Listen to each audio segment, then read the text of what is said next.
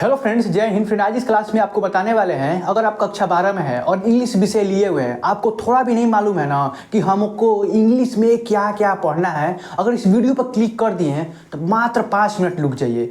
5 minute में आपको पता चल जाएगा कि इंग्लिश में कहाँ से प्रश्न बनता है, हमको क्या क्या पढ़ना है, क्या क्या छोड़ना है। देखिए, हम गारंटी लेते हैं ना कि इतना चीज़ फॉलो कर लेंगे, आपका 80 से 85 अंक फॉलो मतलब एकदम 101% आपका हाथों में होगा। अब हम ऐसा क्यों बोल रहे हैं? अगर पूरा फॉलो कर लेते हैं तो 95 पार ही कर देगा। अब समझिए कैसे। अब देखिए, ये कक्षा 12 इंग्लिश का सिलेबस है, सेम ये डिवाइड किया गया, इससे बाहर से कुछ नहीं पढ़ना है। हम जितना बताएंगे उतना ही करना है। अपने भाई भरोसा नहीं है ना, अभी भरोसा हो जाएगा कुछ देर बाद, ठीक है। अब समझिए, ये इंग्लिश का पोर्शन है। अब देखिए, इंग्लिश को ना 4 भागों में विभाजित किया गया है। समझिए, जो पेपर आएगा ना आपका खंड, जैसे सेक्शन ए लिखा होगा, section A, section B, section C, section C, ये 3 मतलब 4 सेक्शन में विभाजित होगा। अब हम ऐसा क्यों बोल रहे हैं, अभी समझ में आ जाएगा। जो सेक्शन ए होगा ना, उसमें कितना अंक का प्रश्न बनेगा देख लीजिए, 15 अंक का, ये आपके हाथों में है। अब कैसा हम क्यों क्यों बोल रहे हैं, अभी समझ में आएगा। 20 अंक ये भी आपके हाथों में है। अब ऐसा क्यों बोल रहे हैं, 25 अंक आपके हाथों में नहीं है, 15 से 20 अंक आपके हाथों में, ऐसा हम क्यों बोल रहे हैं, अभी पता चल जाएगा। 40 अंक का ये सेक्शन डी पूछा जाएगा। सेम आप समझिए। अब आपको कहाँ सेक्शन ए से स्टार्ट करते हैं, बहुत इंपॉर्टेंट चीज़ बताने वाला है, जाइएगा मत वीडियो छोड़ के, ठीक है। अब सेक्शन ए में ना रीडिंग पोर्शन। अब रीडिंग क्या होता है ना, आप आज तक उसको देखे नहीं है ना, सिलेबस में आपके है। इस सिलेबस से बाहर से प्रश्न बनता है, जिससे अब रेखांकित अंश की व्याख्या देखे ना, जैसे किया जाता है, अपठित गद्यांश नाम सुने हैं, सेम वैसे ही प्रश्न दिया जाएगा और आपको क्वेश्चन दिया जाएगा और उसमें छांट के लिखना होता है। एक पैराग्राफ दिया जाएगा, उसमें से प्रश्न दिया जाएगा, उसमें छांट के लिखना होता है। अब ये कैसे करना है, हम इसका जो वीडियो है ना, इसका 15 अंक वाला वीडियो डिस्क्रिप्शन में लिंक दे देंगे, जाकर देख लीजिएगा। 15 अंक आपके हाथों में हो जाएगा ये, ठीक है। अनसीन पैसेज, इसको बोला जाता है पैसेज, अनसीन पैसेज बोला जाता है। मतलब बिना देखे जो पाठ मतलब जो गद्यांश दिया जाता है, आप समझिए किसी भाषा में, ठीक है। आप यूपी बोर्ड के हैं तो आपको समझ में आ रहा होगा। सेक्शन बी, ये रटने वाला होता है। अब रट के लिखा जाता है। अब समझिए कैसे। ये लेटर रटा नहीं जाता है, लेटर आराम से लिख सकते हैं। इसका नियम जान लेंगे ना तो ये आपका ये 20 अंक का प्रश्न बनेगा, 10 अंक का यहाँ से और 10 अंक का यहाँ से। अभी कहाँ से पढ़ना है, कौन सा इंपॉर्टेंट है, वो हम बता देंगे एग्जाम के पहले। और आपको जानना अभी जरूरी है, तो आप लोग याद रखिएगा। आपको पढ़ना है पोस्टमैन पे, और पोस्टमैन हो गया, और जो हो गया मतलब हमारे पर्यावरण पे पढ़ना है, जो भी चीज़ें पॉल्यूशन पे। 3-4 टॉपिक हम बता देंगे, तो आप पढ़ लीजिएगा।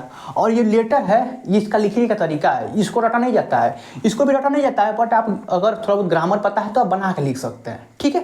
तो ये 20 अंक आपके हाथों में होता है, यहाँ कोई नंबर नहीं काटता है, ठीक है। एकदम समझिए पहले बेसिक से, तो ये भी इसको बताएंगे, लास्ट में कवर कर देंगे कहाँ से पढ़ना होता है। Section C. अब सेक्शन सी में आपको ग्रामर पोर्शन, ये चीज़ पढ़ना पड़ेगा। 25 अंक का है ना, ये बेसिक से पढ़ना पड़ेगा। अब इसका वीडियो आप लोग बस कमेंट है, कमेंट करेंगे, आपके ऊपर है, आप कमेंट करेंगे, हम लाइन बाय लाइन टॉपिक एकदम देहाती अंदाज में पढ़ाने वाले, जैसे हिंदी पढ़ाते हैं ना, सेम इंग्लिश पढ़ा देंगे। 25 अंक का प्रश्न बनेगा यहाँ से। अब समझिए, नरेशन, सिंथेसिस, ट्रांसफॉर्मेशन, ये आप पहली बार सुने होंगे तो बात अलग है, अगर इसके पहले जानते हो तो जान जाइएगा। आइडियस, फ्रेज, साइनोनिम्स, ये देखिए, ये साइनोनिम्स एंटोनिम्स सब बता दे रहे हैं आपको। जो साइनोनिम्स है ना, मतलब समानार्थी शब्द होता है, आपको हिंदी में सुने होंगे। एंटोनिम्स मतलब विलोम शब्द, यही सब चीज़ है, बट इंग्लिश में को कन्वर्ट कर दिया गया है।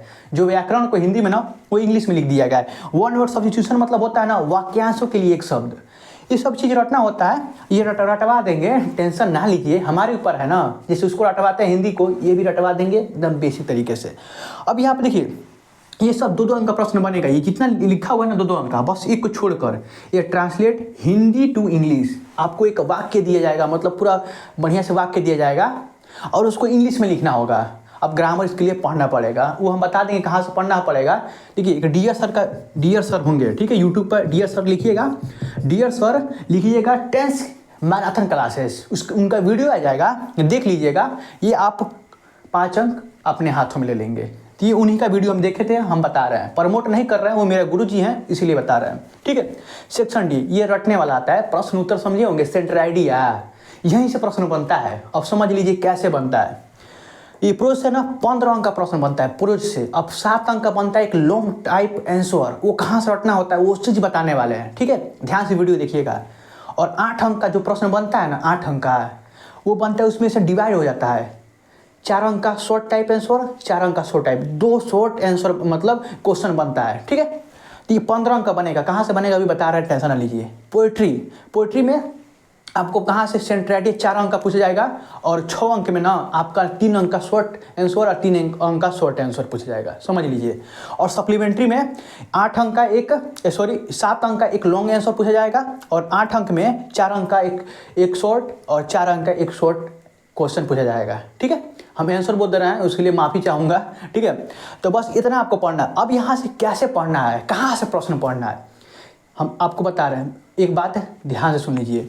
एनसीईआरटी उठाइएगा। एनसीईआरटी जो सिलेबस है आपका, यूपी बोर्ड का जो सिलेबस है, उसके अनुसार पढ़िएगा।